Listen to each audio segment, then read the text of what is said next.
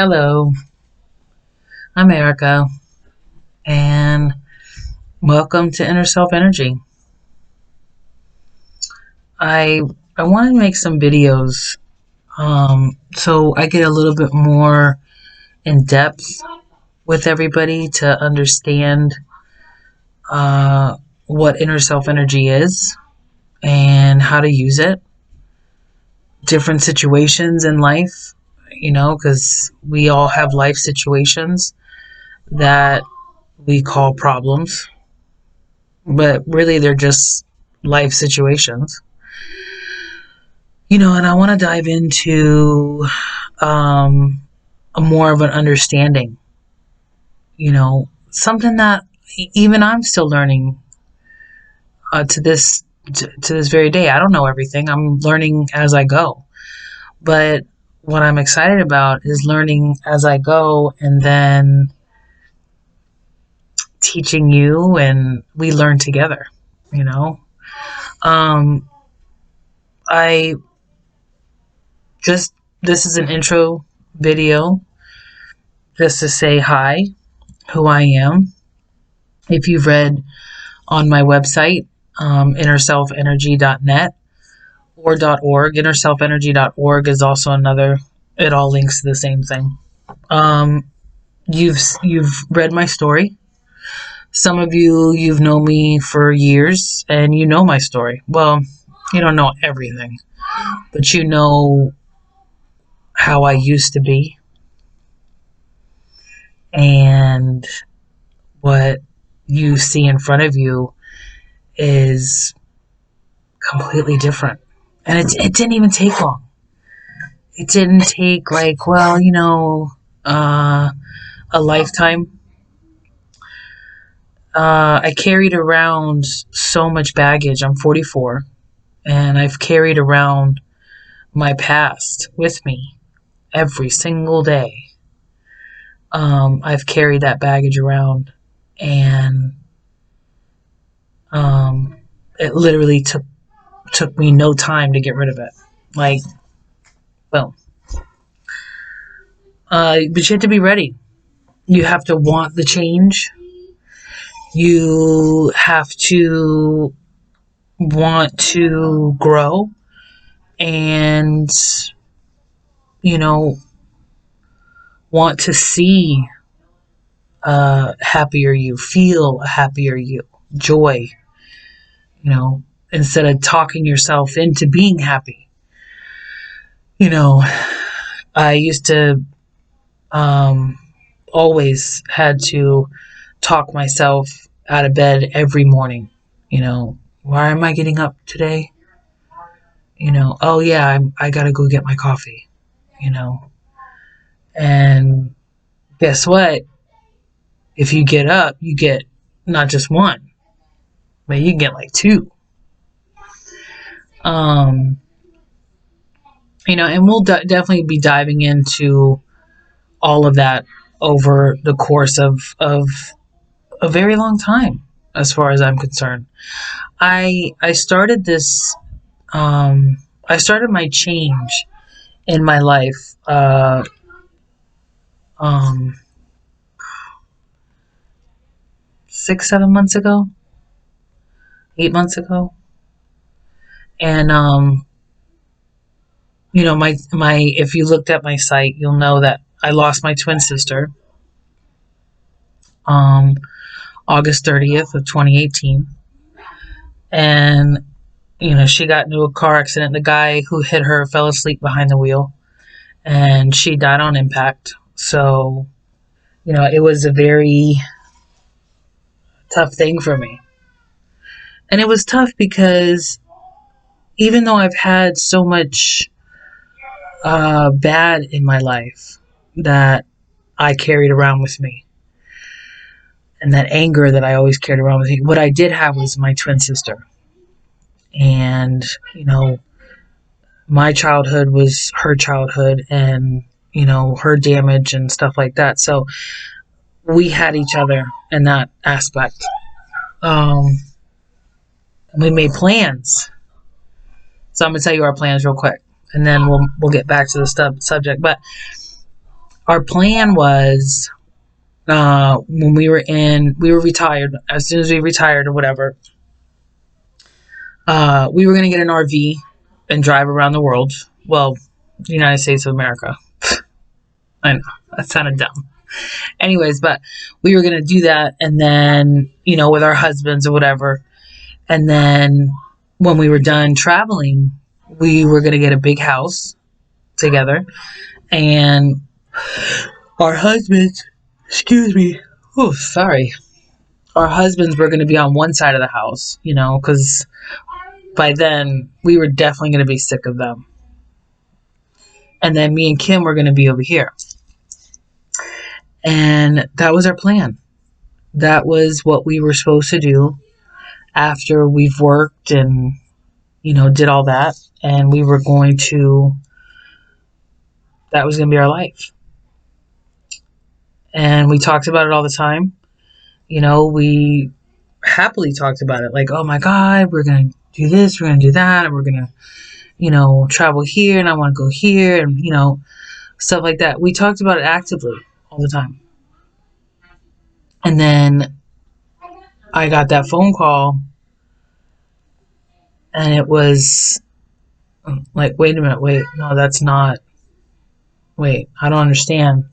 And that's what I kept telling her husband. I don't understand. Because it wasn't in the plan. What are you talking about?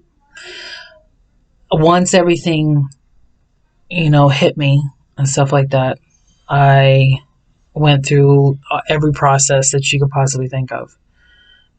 Grief, acceptance, denial, definitely. Denial was the last one that I got rid of, because what I used to say was, how I coped with it is that my sister was just traveling, she was traveling on business, and, we just have lost touch. We haven't been able to talk to each other every day. And I said that to myself all the time. It's what kept me smiling. It's what kept me going. That I'm still a twin, even though she's gone, but because she's just traveling right now. She's in a location that she can't call me. She's not, she didn't pass. Until last year, when,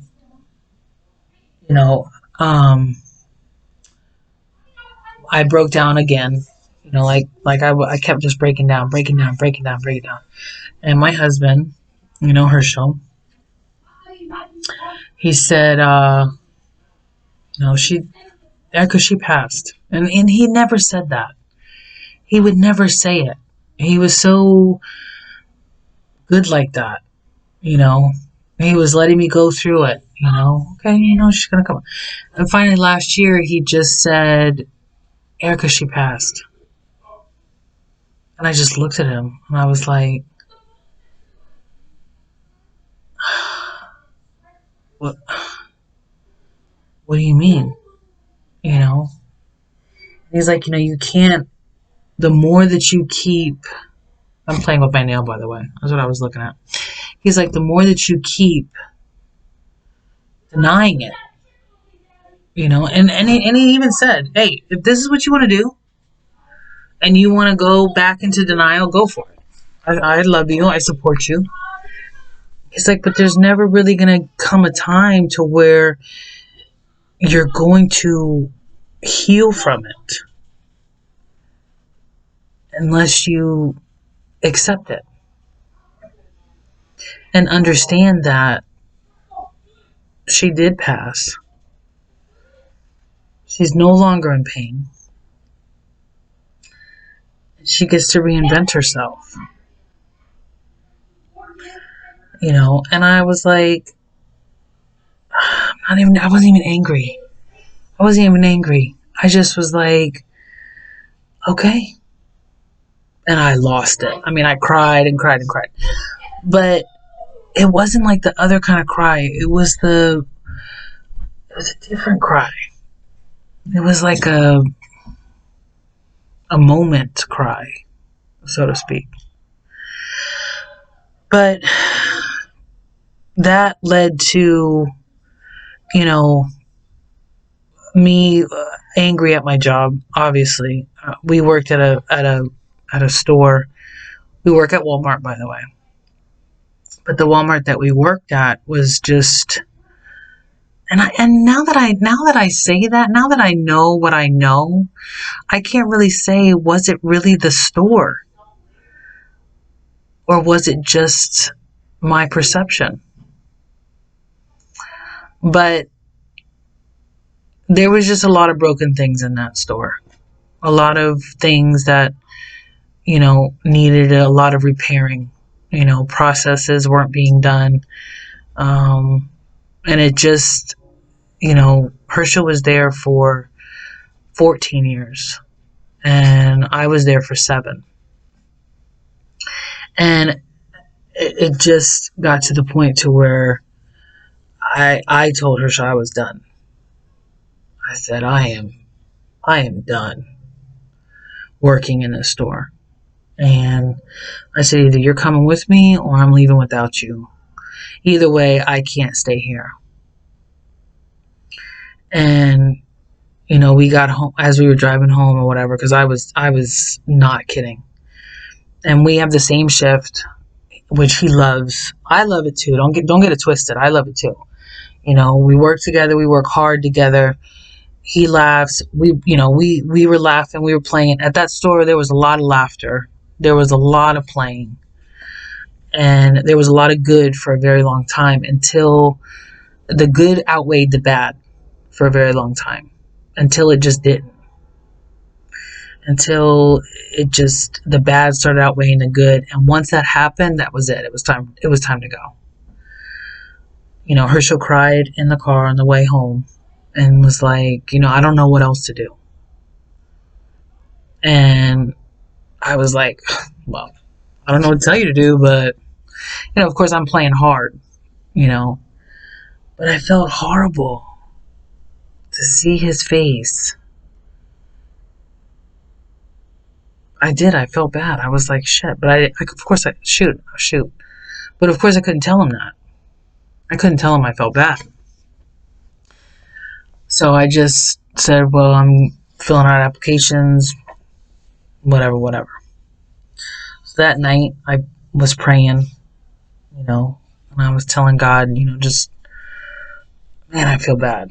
I feel really bad. I don't want him to feel like that. I don't want him to be upset. I don't want him to, to be stuck between a rock. Just tell us what to do. Tell me what to do. Tell me where I'm supposed to go. What are we supposed to do? And I had a dream that night. And I had a dream of our entire relationship. Okay, so me and Herschel have been together for 28 years. And I dreamt that night about everything in our relationship. The good times, the bad times, because you can't have good without bad. You can't have bad without good. So, and I dreamt about our whole relationship. And then at the end, Herschel and I were standing there hand in hand together at the end of this dream. And I looked at God and God said, you cannot leave him in hell. So I said, well, where do we go? And I opened up my eyes, and the new store in Walmart that was in my head of where we needed to go together. So it was 2:00 in the morning. I woke Herschel up. I was like, oh my God. I said, babe. I was crying, and I told him about the dream, and I was like, and then when I woke up, the new Walmart store was in my head. Where would you go with me, is what I said to him. Will you go with me? And without any hesitation, Herschel said yes. 5 days later, so let me tell you about a transfer in Walmart. And a transfer in Walmart doesn't take that fast. It doesn't. It was that fast. No, no, no. That's my son. No, Henry. I see what you're doing now. I'm in the middle of recording.